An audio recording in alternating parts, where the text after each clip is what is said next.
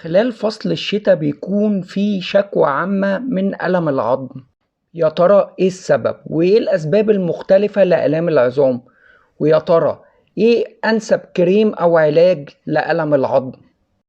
في البداية لازم نعرف إن أسباب آلام العظام كتير جدا. نمرة واحد الخشونة، ودي بتظهر في المفاصل الكبيرة زي مفصل الركبة، مفصل الحوض، مفصل الكوع، مفصل الكتف. بتبان جدا لما الواحد بيصحى الصبح يحس بتيبس في المفصل. التيبس دوت بيكون حوالي نص ساعة كاملة. وطبعا أكتر نوع خشونة منتشر هو خشونة الركبة. ده بيبان أثناء طلوع السلالم أو أثناء ثني الركبة، يعني واحد مثلا بيسوق لفترات طويلة يبتدي يحس بآلام في الركبة. وأكتر ناس بتعاني من خشونة الركبة الناس اللي وزنهم تقيل، فعشان كده دايما بننصحهم ان هم ينزلوا في الوزن. تنتشر برضو الخشونة في الناس كبار السن، وبتنتشر للأسف بين الناس اللي بيلعبوا رياضات فيها تحميل على الركبة زي لعيبة الكورة، زي لعيبة الهاندبول.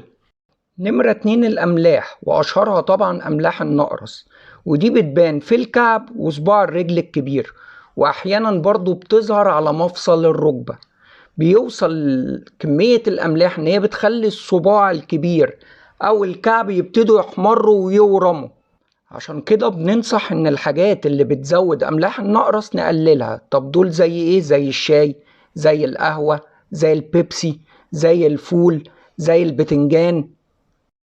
وطبعا أشهر علاج لأملاح النقرس هو الفورات زي فوار يوروسيلفين أو فوار يوريفين.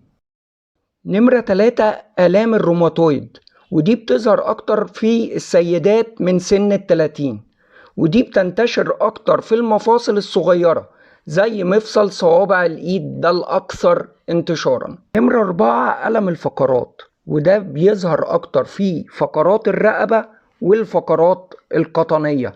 طبعا بينتشر أكتر في السواقين أو الناس اللي بتقعد قدام الكمبيوتر أو على مكاتب لفترات طويلة. وبرضه بتنتشر في الناس اللي بيشيلوا شيل تقيلة زي العتالين أو الناس اللي بتحمل كراتين.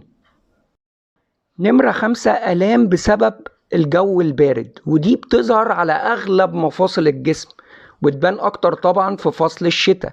ده بسبب إن العضلات بتتمدد وتضغط على المفاصل. طيب إيه أفضل دهان أقدر أستعمله ويجيب نتيجة في آلام المفاصل؟ بنجيب جل اسمه ريباريل مع كريم اسمه الجازون. نجيب الاتنين دول ونخلط كميات متساوية على صباعنا، وبعد كده ندهن بيهم المفصل اللي فيه ألم. نعمل الحركة دي كل قد ايه؟ صبح وليل. طبعا لو آلام شديدة قوي قوي اقدر اخد معاهم مسكن ومضاد للالتهابات في نفس الوقت. زي ايه اكتر مسكنات قوية وبتجيب نتيجة؟ عندي بروفين وعندي كتافلام. بمشي عليهم قد ايه؟ 10 ايام بيبقوا كافيين جدا. واخلي بالي طبعا الناس اللي عندها مشاكل في المعدة او مشاكل في الكلى مش بياخدوا النوعية ديت من المسكنات. طيب يقدروا ياخدوا ايه؟ ياخدوا بنادول جوينت. وفي النهاية اتمنى الشفاء للجميع.